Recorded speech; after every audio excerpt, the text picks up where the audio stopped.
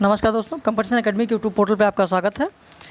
आइए आज हम लोग बात करते हैं लोक विकास और पर्यावरण भाग 9 की प्रथम प्रश्न पत्र की आज कक्षा होगी।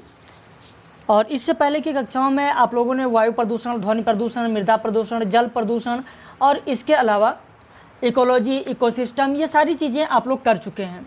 बायोडाइवर्सिटी की बात हम लोगों ने भी कर ली है। तो आज हम लोग बात करेंगे यहाँ पर अपशिष्ट न्यूनीकरण चक्र, ई अपशिष्ट प्रदूषण की बात करेंगे और साथ ही साथ यहाँ पर बायो पोल्यूशन यानी जैव प्रदूषण की भी बात हम लोग करेंगे। प्लास्टिक प्रदूषण क्या है, जैव उपचार क्या है, इसकी बात करेंगे। और आज ही आपको दूसरा वीडियो भी मिलेगा जो मैंने आपको बताया भी था, आप लोगों को याद होगा कि पर्यावरण नियोजन एवं प्रबंधन, इन्वायरमेंटल प्लानिंग एंड मैनेजमेंट की भी बात आज ही करेंगे। आज ही आप लोगों को वीडियो मिलेगा और इसी दोनों वीडियो से संबंधित आप लोगों को रात में 9:30 बजे लाइव कक्षा भी मिलेगी। तो लाइव कक्षा में भी आप लोग ज़रूर रहें रात में 9:30 बजे। जो हमारे ऑनलाइन मेंबर्स हैं उनको अभी PDF मिल जाएगा वीडियो के बाद में, और जो ऑनलाइन मेंबर्स नहीं हैं वो कॉपी पेन लेकर ज़रूर बैठें ताकि जो चीज़ें अलग से बताई जाएँ उन्हें भी आप लिखते चलें। जब तक आप अलग से लिखेंगे नहीं, वीडियो को सीरियसली सुनेंगे नहीं, तब तक सिर्फ और सिर्फ PDF देख लेना पर्याप्त नहीं होगा। यदि आप हमारे ऑनलाइन कक्षा से जुड़ना चाहते हैं तो इस दिए गए नंबर पर आप संपर्क कर सकते हैं, जिसमें हिंदी साहित्य का PDF नोट्स, प्रथम प्रश्न पत्र, साथ ही साथ टेस्ट सीरीज, ये सारी चीज़ आपको बता दी जाएगी कि क्या फ़ीस है, कैसे आपको ज्वाइन करना है। चलिए हम लोग शुरू करते हैं। लोक विकास और पर्यावरण भाग 9, यानी ये लोक विकास और पर्यावरण का 9वां लेक्चर है। भाग 9 का मतलब कि 9वां लेक्चर है ये, और फिर इसका 10वां लेक्चर, फिर 11वां लेक्चर, ऐसे हम लोग आगे बढ़ेंगे। तो आइए शुरू करते हैं। लोक विकास और पर्यावरण में सबसे पहले आज हम लोग बात करेंगे अपशिष्ट न्यूनीकरण चक्र की। इसका उद्देश्य लघु एवं मध्यम उद्योगों के क्लस्टर को अपशिष्ट न्यूनीकरण में सहायता प्रदान करना है। साथ ही साथ इसे विश्व बैंक द्वारा सहायता प्रदान की जाती है। इस परियोजना का जो क्रियान्वयन होता है, यह क्रियान्वयन राष्ट्रीय उत्पादकता परिषद यानी नेशनल प्रोडक्टिविटी काउंसिल के माध्यम से किया जाता है। साथ ही साथ आप ये भी देखेंगे कि पर्यावरण, वन एवं जलवायु परिवर्तन मंत्रालय इसके क्रियान्वयन हेतु नोडल मंत्रालय है। तो आपको ये चीज़ ध्यान रखना है कि अपशिष्ट न्यूनीकरण जो चक्र होता है इसका क्रियान्वयन कौन करता है। तो ध्यान रखना, यहाँ पर जो प्रश्न बनने की संभावना है वो यही है, राष्ट्रीय उत्पादकता परिषद NPC अपशिष्ट न्यूनीकरण चक्र का क्रियान्वयन करता है। अब बात कर लेते हैं ई अपशिष्ट की। लेकिन यहाँ पर कभी कभी ऐसा भी प्रश्न बन सकता है, इसे भी ध्यान रखना कि NPC की स्थापना कब हुई। राष्ट्रीय उत्पादकता परिषद यानी नेशनल प्रोडक्टिविटी काउंसिल की स्थापना कब हुई, तो आप लिख लें 1958 ईस्वी में। स्थापना कब हुई, तो 1958 ईस्वी में। इसीलिए मैंने कहा था प्रारंभ में ही कि आप लोग कॉपी पेन लेकर बैठें ताकि जो चीज़ें अलग से बताई जाएँ उन्हें आप लिख सकें। अब यहाँ पर आपको लिखना है कि NPC की स्थापना 1958 ईस्वी में हुई। चलिए अब बात करते हैं ई अपशिष्ट प्रदूषण की, ई वेस्ट पोल्यूशन। ई वेस्ट पहली चीज़ है क्या, इसके बारे में जानते हैं। तो इलेक्ट्रॉनिक उपकरणों या इलेक्ट्रॉनिक कचरों को ई अपशिष्ट कहा जाता है। खराब इलेक्ट्रॉनिक जो उपकरण है या इलेक्ट्रॉनिक कचरा, उसी को ई अपशिष्ट कहा जाता है। यानी हम कह सकते हैं कि उपयोग के बाद बेकार और निरर्थक हो चुके इलेक्ट्रिकल और इलेक्ट्रॉनिक उपकरणों को ई अपशिष्ट की संज्ञा दी जाती है। ई अपशिष्ट में कौन आएगा, जैसे आप जानते हैं कि कंप्यूटर है, क्या है, इलेक्ट्रॉनिक है, टीवी है, रेडियो है, मोबाइल है, वॉशिंग मशीन है, CD प्लेयर है, प्रिंटर है, रेफ्रिजरेटर है, AC है, वैक्यूम है, वैक्यूम क्लीनर है, पंखा है आपके घर में, प्रेस है आपके घर में, ये सब क्या है, इलेक्ट्रॉनिक उपकरण है। और जब यह इलेक्ट्रॉनिक उपकरण ख़राब हो जाते हैं, बेकार हो जाते हैं, इन्हें आप फेंक देते हैं, कचरा का रूप ले लेते हैं, कचरा हो जाता है आपके लिए, तो इसी को कहा जाता है ई अपशिष्ट। और इसी ई अपशिष्ट से अनेक हानिकारक रसायन और भारी धातुएं भी इसमें होती हैं। भारी धातुओं में जैसे आप देखेंगे सीसा है, कैडमियम है, पारा है, बेरिलियम है, आर्सेनिक है आदि होते हैं। और यह ई अपशिष्ट मानव पर्यावरण और जीवित जीवों के लिए बहुत ही हानिकारक होता है। ई अपशिष्ट उत्पादन में अगर पहला स्थान देखें तो ई अपशिष्ट उत्पादन में पहला स्थान महाराष्ट्र का है, दूसरा स्थान तमिलनाडु का है, तीसरा आंध्र प्रदेश का है और चौथा उत्तर प्रदेश का है। तो कभी कभी यह भी प्रश्न बनता है कि ई अपशिष्ट उत्पादन में प्रथम स्थान किसका है? तो प्रथम स्थान महाराष्ट्र का है। या उत्तर प्रदेश का कौन सा स्थान है? तो चौथा स्थान है। और जो ई अपशिष्ट होता है ये नॉन बायोडिग्रेडेबल होता है। देखिए मैंने आपको बताया था बायोडिग्रेडेबल क्या होगा और नॉन बायोडिग्रेडेबल क्या होगा।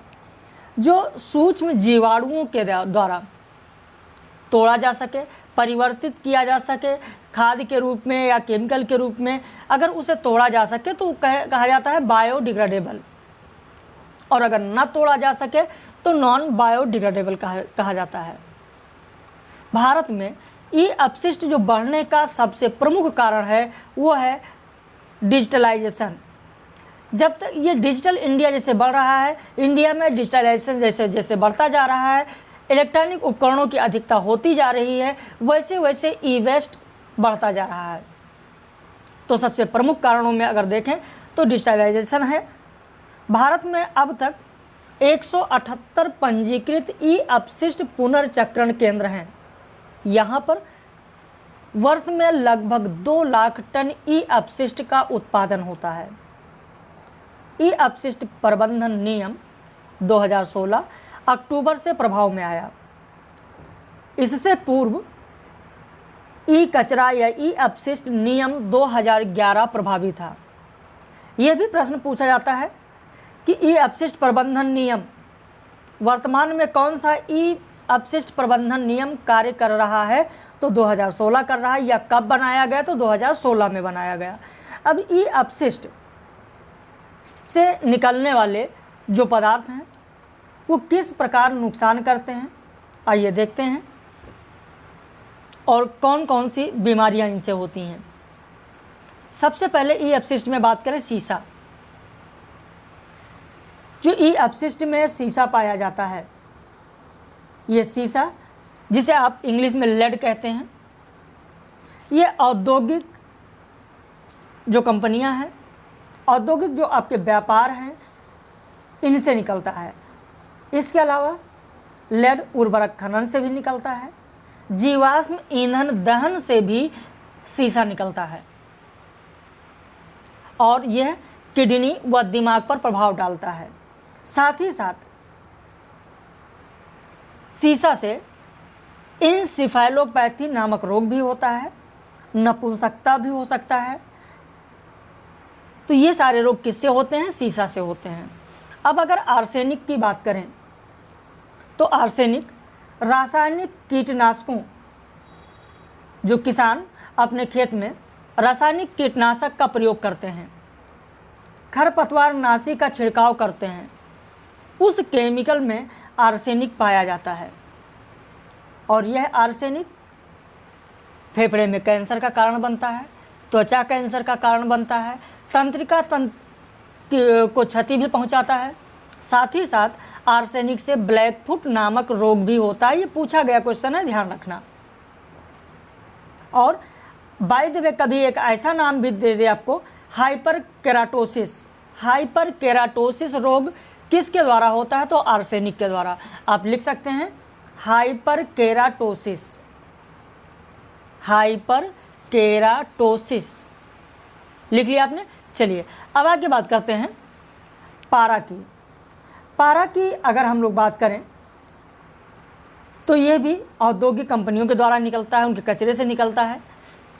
पारा से केंद्रीय तंत्रिका तंत्र और किडनी ये दोनों क्षतिग्रस्त होते हैं। साथ ही साथ पारा से आपको पता है मिनीमाता रोग होता है। पारा से कौन सा रोग होगा? तो मिनीमाता रोग होता है। ये प्रश्न में पूछा भी गया है, इसे भी आपको ध्यान में रखना है। अब पॉलीविनाइल क्लोराइड की बात करें, पीवीसी की बात करें अगर, तो इसे जलाने पर हाइड्रोजन क्लोराइड गैस निकलती है और ये हाइड्रोजन क्लोराइड गैस जल के साथ संयुक्त होकर HCl बनाती है। HCl के कारण श्वसन संबंधी रोग उत्पन्न होते हैं। वहीं अगर कैडमियम की बात करें तो कैडमियम धातु गलाने वाले जो उपकरण लगे होते हैं वहाँ से निकलता है। साथ ही साथ उर्वरक कारखानों से भी कैडमियम निकलता है। जहाँ पर खनन होता है, खनन से भी कैडमियम निकलता है और इस कैडमियम के द्वारा इटाई नामक रोग होता है। ये पूछा गया है कि इटाई नामक रोग किसके द्वारा होता है? तो कैडमियम के द्वारा होता है। साथ ही साथ कैडमियम किडनी को भी क्षतिग्रस्त करने के साथ हड्डियों को भी कमज़ोर करता है और कैडमियम से ही रीनल ट्यूबर तथा प्रोटीनूरिया नामक रोग भी होता है। अब बात कर लेते हैं सेलेनियम की। सेलेनियम क्या है? तो सेलेनियम से सेलेनोसिस नामक रोग होता है और इस सेलेनोसिस में बालों को क्षति होती है। साथ ही साथ नाखूनों का भंगुर हो जाता है। तंत्रीय असमानता भी इसके कारण पाई जाती है, सेलेनियम के कारण। अब अगर बेरिलियम की बात करें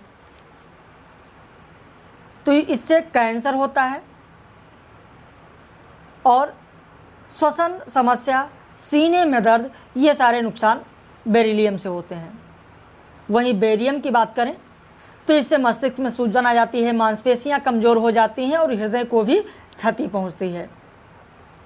अब ट्राइक्लोरोएथिलीन की अगर बात करें तो ये भी ई अपशिष्ट है। ये लीवर और किडनी को क्षतिग्रस्त करता है। साथ ही साथ जो आपका इम्यूनिटी सिस्टम है, जो प्रतिरक्षा तंत्र होता है, इस प्रतिरक्षा तंत्र को भी कमज़ोर कर देता है। कौन? तो ट्राइक्लोरोएथिलीन। इस समय तो आप जानते ही हैं कि इम्यूनिटी सिस्टम अगर आपकी मजबूत नहीं है तो फिर आप बाहर अगर निकलते हैं तो आपको दिक्कत हो सकती है। ब्रोमिनेटेड फ्लेम रिटर्जेंट की अगर बात करें तो इसका प्रयोग पदार्थों को फ्लेम प्रतिरोधक बनाने में किया जाता है और इससे लैंगिक विकास बाधित होता है। साथ ही साथ प्रजनन क्षमता भी प्रभावित हो जाती है। तो इस तरीके से आपने देखा ई अपशिष्ट के बारे में। ई अपशिष्ट क्या है, किसे कहते हैं, कौन कौन सा होता है ई अपशिष्ट और उसके कारण होने वाले रोग कौन कौन से हैं। अब इसके बाद आइए बात कर लेते हैं प्लास्टिक प्रदूषण की। प्लास्टिक प्रदूषण की अगर बात करें तो केंद्रीय नियंत्रण बोर्ड के अनुसार भारत में प्रतिवर्ष 56 लाख टन प्लास्टिक अपशिष्ट का उत्पादन होता है। भारत में प्लास्टिक पोल्यूशन में दिल्ली पहले स्थान पर है। अब यहाँ आपके लिए प्रश्न बनने की संभावना है कि भारत में प्लास्टिक पोल्यूशन में पहला स्थान किसका है? तो पहला स्थान दिल्ली का है। प्लास्टिक पोल्यूशन में सबसे अधिक अगर योगदान देखें तो जो कैरी बैग होते हैं, कैरी बैग, चिप्स के जो पॉलीथीन होते हैं, जो पैकेट होते हैं, इन सब का योगदान सबसे अधिक होता है। केंद्र सरकार ने 18 मार्च 2016 को प्लास्टिक कचरा नियम 2011 के स्थान पर प्लास्टिक वेस्ट मैनेजमेंट रूल 2016 अधिसूचित किया। प्लास्टिक में मौजूद रसायन से कैंसर, जन्मजात विकृति और जेनेटिक चेंज जैसी बीमारियों के अलावा मस्तिष्क समस्या, थायराइड समस्या, पाचन तंत्र में समस्या होती है। साथ ही साथ प्लास्टिक में पाया जाने वाला थायलेट्स, पीएच साइलेंट है, ध्यान रखना, थायलेट्स और बिस्फेनॉल ए कैंसर उत्पन्न करते हैं। प्लास्टिक को जब जलाया जाता है तो यह भी प्रश्न आपके लिए हो सकता है कि प्लास्टिक के जलाने से कौन सी गैस निकलती है। तो प्लास्टिक के जलाने से आपको पता है कि प्लास्टिक के जलाने से carbon monoxide gas, dioxin gas, carbon monoxide gas, dioxin gas और हाइड्रोजन साइनाइड तथा फुरांस गैस निकलती है। तो ये प्रश्न आपके लिए ये भी बन सकता है, ध्यान रखना। साथ ही साथ प्लास्टिक में पाया जाने वाला एक रसायन है जो इंडोक्राइन ग्लैंड, आप मनुष्य में दो तरीके की ग्लैंड होती हैं, इंडोक्राइन और एक्सोक्राइन, अंतःस्रावी ग्रंथि और बहिस्रावी ग्रंथि। अंतःस्रावी ग्रंथि जो होती है उसी में समस्या उत्पन्न करता है प्लास्टिक में पाया जाने वाला रसायन, जिससे डायबिटीज और मोटापा नामक रोग भी हो जाता है। भूमि में अगर प्लास्टिक की उपस्थिति है, यानी अगर आपका कृषि भूमि है और आपने देखा कि कृषि भूमि में अगर प्लास्टिक की अधिकता हो जाए, बहुत सारे पॉलीथीन वहाँ पर पड़े हों, तो उस पॉलीथीन से क्या होगा, उसकी उपस्थिति से होगा कि खनिज जल और पोषक तत्वों के अवशोषण में ये बाधक बनता है और बाधक बनकर आपकी जो कृषि योग्य भूमि है उसकी उर्वरा शक्ति को छीन कर देता है। अब बात कर लेते हैं बायो पोल्यूशन की। यहाँ कहाँ से प्रश्न बनने की संभावना है वो भी मैं अभी आपको बता रहा हूँ।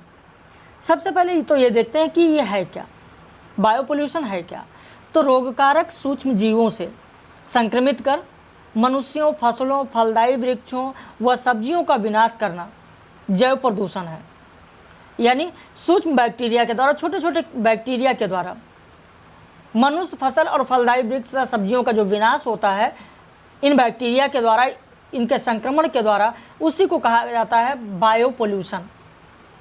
इसके माध्यम से एंथ्रैक्स, बोटुलिज्म, प्लेग, चेचक, ट्यूलरेमिया और विषाणुमयी रक्तस्रावी बुखार नामक रोग भी होता है।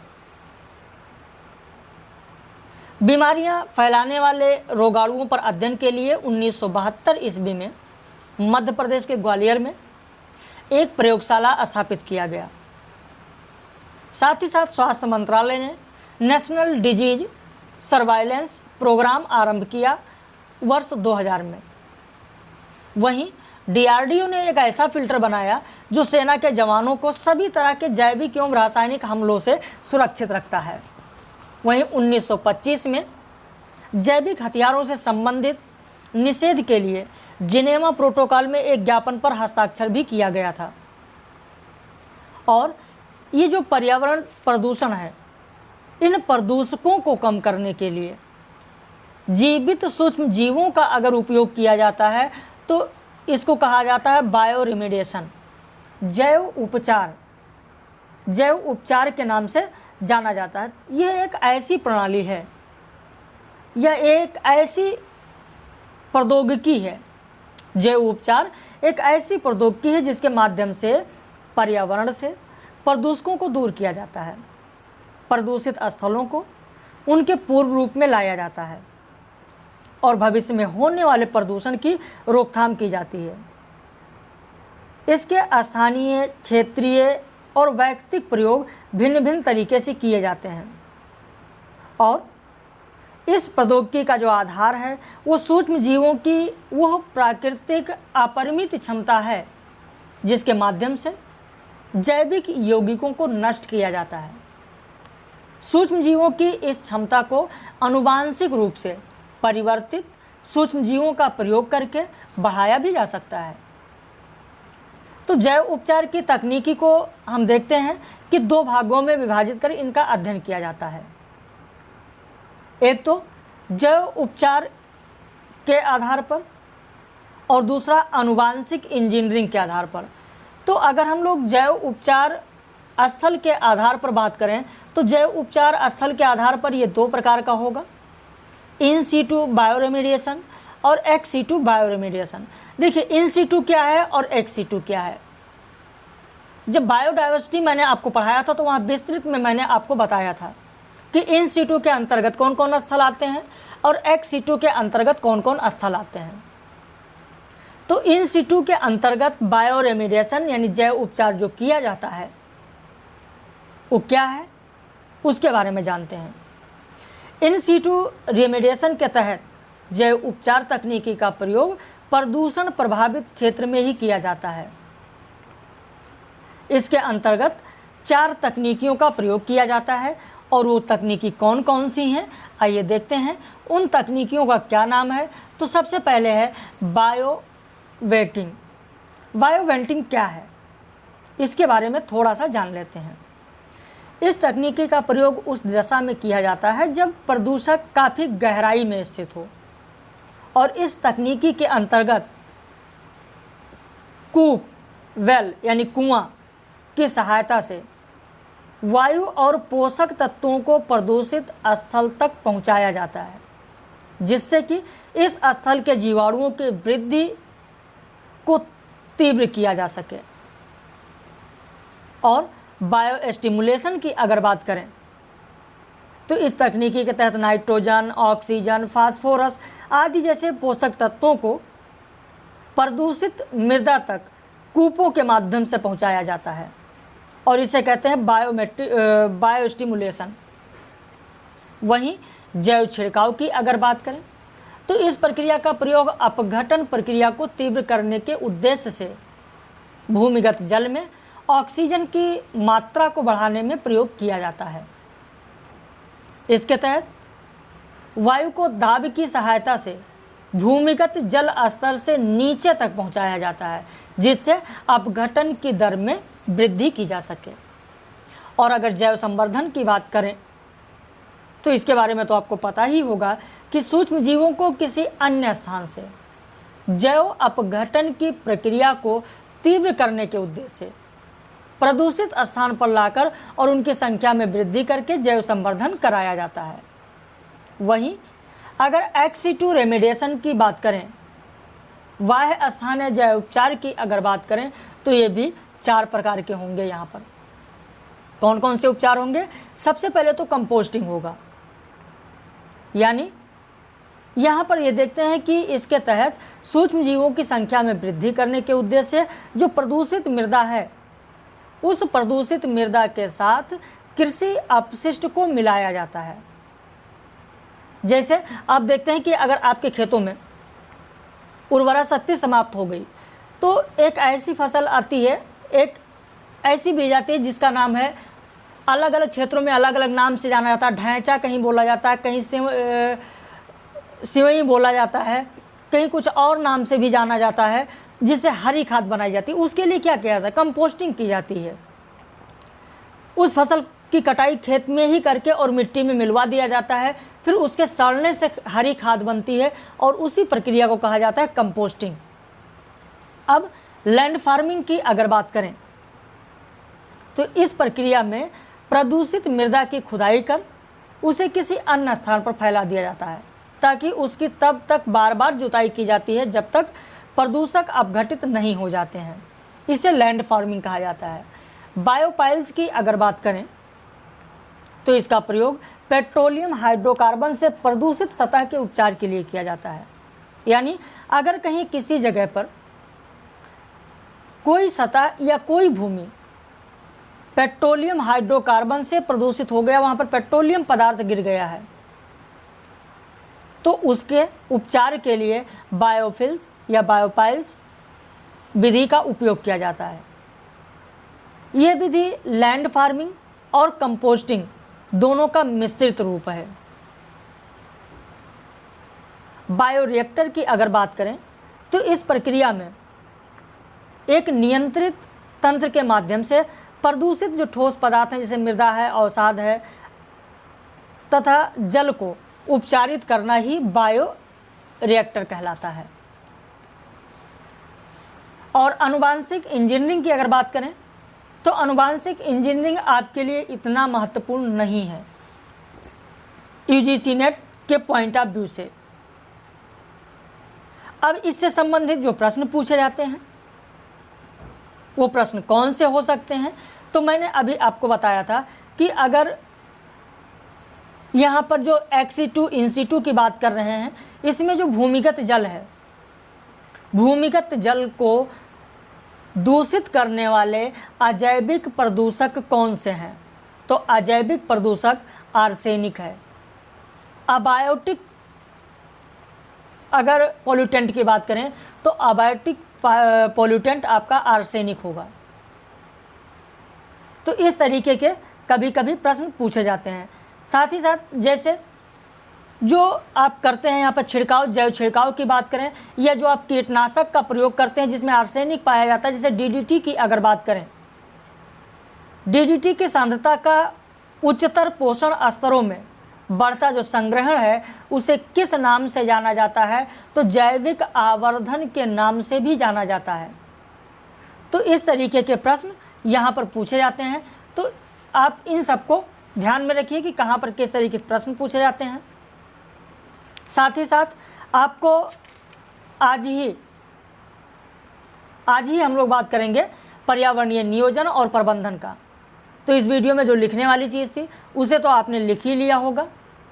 एक प्रश्न और पूछा जाता है, मैं आपको यहीं पे बता दूं, अगर आप सुनना चाहें तो सुन सकते हैं, उसको लिखना चाहें तो लिख सकते हैं कि कौन सा ईंधन न्यूनतम वायु प्रदूषण करता है। कभी कभी ऐसे प्रश्न आ जाते हैं। तो जो हाइड्रोजन ईंधन होता है, जिसे आपको विकल्प दे दिया गया, डीजल है, पेट्रोल है, मिट्टी का तेल है, हाइड्रोजन है, तो इसमें जो हाइड्रोजन होगा वो सबसे कम प्रदूषण करता है। तो कभी कभी ऐसे प्रश्न पूछ लिए जाते हैं, तो उन्हें आप ज़रूर ध्यान में रखें। बाकी हम लोग अभी अगले वीडियो में बात करेंगे पर्यावरणीय नियोजन और प्रबंधन, और उसके बाद रात में 9:30 बजे हम लोग इन दोनों वीडियो से संबंधित प्रश्नोत्तरी की बात करेंगे। तो अभी अगले वीडियो में हम लोग फिर मिलेंगे इन्वायरमेंट प्लानिंग एंड मैनेजमेंट के साथ।